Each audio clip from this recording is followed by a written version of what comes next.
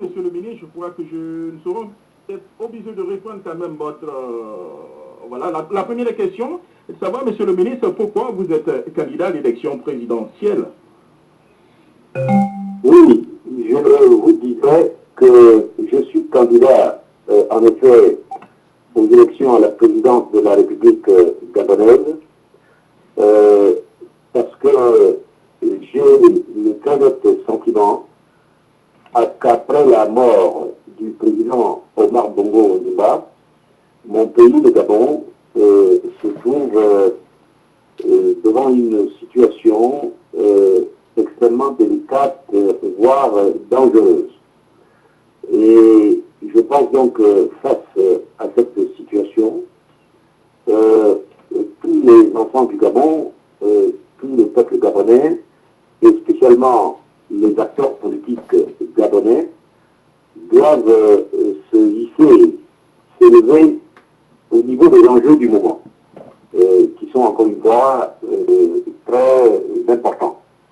Donc, ayant accumulé, considérant que j'ai accumulé une bonne expérience de la gestion de l'État dans tous ses aspects, aussi bien dans ses aspects politiques, économiques, financiers, etc., j'ai pensé qu'il était de mon devoir de proposer cette expérience à mes compatriotes gabonais. Voilà essentiellement la raison qui m'a amené à me porter candidat à la présidence de la République gabonaise. Monsieur le ministre, mais vous êtes toujours membre du PDG? Bon, je n'en sais pas rien, mais je ne m'en préoccupe pas tellement. Parce que nous posons la question. Je sais simplement une chose, c'est que je suis candidat alors que le Parti démocratique gabonais a investi un candidat officiel. Voilà ce que je sais. Ok.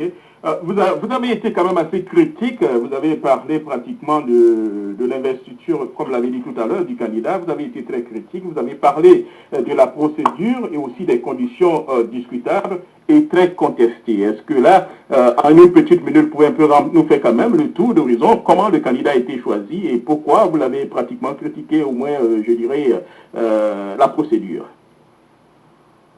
Je vous répondais en moins d'une minute, comme vous me le suggérez, sur ce sujet.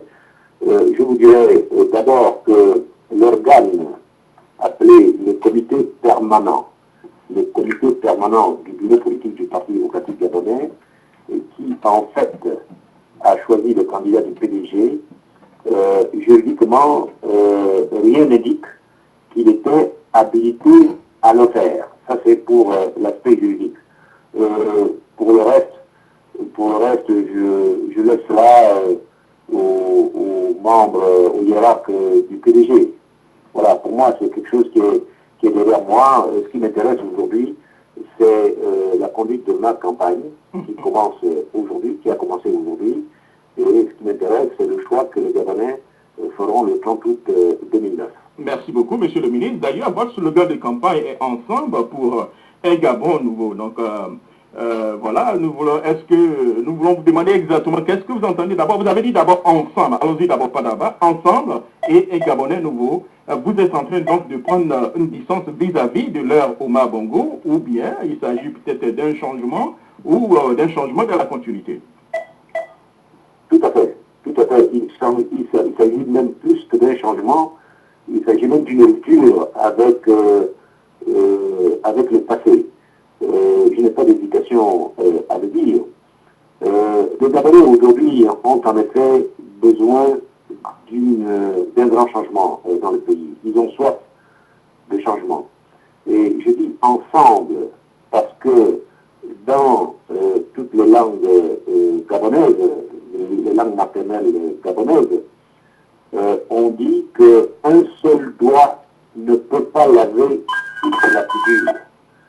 Donc, il faut absolument qu'avec moi, derrière moi, avec moi, l'ensemble des Gabonais, ou tout au moins la très grande majorité des Gabonais, adhèrent à ma vision du monde, et je suis certain de cela, parce qu'ils ont besoin de changement.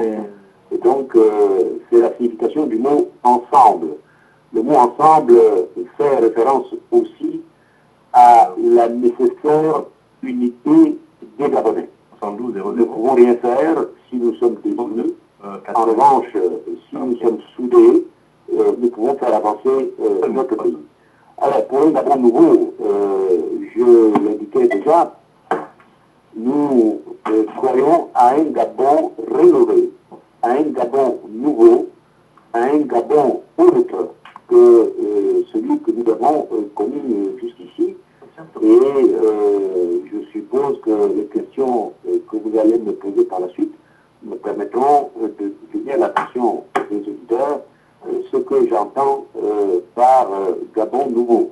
Justement, voilà, justement, monsieur le ministre, vous êtes très marqué par l'héritage commun avec le président Omar Bongo Ondimba. Donc, quand vous parlez du Gabon nouveau, vous savez, le Gabon moyen est en train de se poser la question, mais vous avez passé pratiquement des années avec le président Omar Bongo, et de vous prôner pratiquement tout ce qui est nouveau en ce moment. Comment vous pouvez être du régime et puis prôner pratiquement le nouveau en ce moment? Le renouveau, je veux dire. Bon, je commencerai par dire que c'est un fait que je suis resté au gouvernement de la République gabonaise, de mon pays, sous l'autorité du président Omar Bongo Ondimba de 1990, d'avril 1990, où j'ai été nommé Premier ministre, jusqu'à il y a effectivement il y a quelques semaines, si vous voulez. Donc, par rapport à cela, je dis que ce ne sont pas seulement les ministres qui étaient associés à l'œuvre du président Bongo, tous les hauts dirigeants du pays, y compris les directeurs généraux d'administration centrale, les gouverneurs de province, les préfets, les ambassadeurs, les grands officiers de l'armée, les hauts fonctionnaires de l'État gabonais, nous tous, nous avons, chacun à son niveau, bien sûr, à son rang, nous avons été associés à ce que vous appelez l'ancien régime. Et la deuxième chose que je dirais, c'est que le président Bongo lui-même, lors d'un discours mémorable à l'occasion de la célébration de ces 40 ans de magistrature suprême et à l'occasion d'une cérémonie de présentation des vœux en début d'année, comme on le fait à tous les chefs d'État, le président Omar Bongo lui-même, dans ce discours mémorable, avait stigmatisé plusieurs des dysfonctionnements qu'on rencontre, qu'on observe dans notre pays. Donc, c'est vrai que du temps du président Bongo, il a fait certaines choses bien, il a fait d'autres choses moins bien, il y a des choses qu'il n'a pas pu faire, il y a des choses qu'il n'a pas su faire.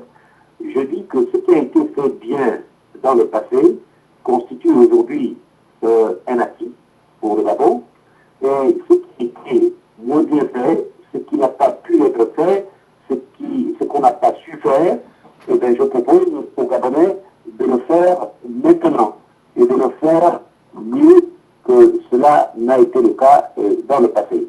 Et c'est pour cela que j'invite les Gabonais à être Gabonais autrement. Être Gabonais autrement, ça veut dire un certain nombre de choses. Ça veut dire, par exemple, qu'il faut respecter les valeurs de la République, les valeurs de liberté, les valeurs d'égalité des citoyens, les valeurs de solidarité. Ça veut dire, par exemple aussi, que dans notre pays, nous sommes affligés de ne pas avoir un réseau. C'est quelque chose qui paraît tout à fait banal, primordial, basique, je dirais. Eh bien, notre pays ne dispose pas, presque 50 ans après son indépendance, d'un réseau routier convenable permettant aux Gabonais de se déplacer, d'échanger, de se connaître, etc. Être Gabonais autrement, ça veut dire, par exemple aussi, pouvoir disposer d'un logement décent. Il y a trop de compatriotes gabonais qui vivent dans des conditions misérables, dans des quartiers sous-intégrés, dépourvus de voies d'accès, dépourvus des commodités de base que sont par exemple l'eau et l'électricité. Je souhaite qu'ils puissent vivre maintenant en disposant de l'eau et de l'électricité dans leur maison.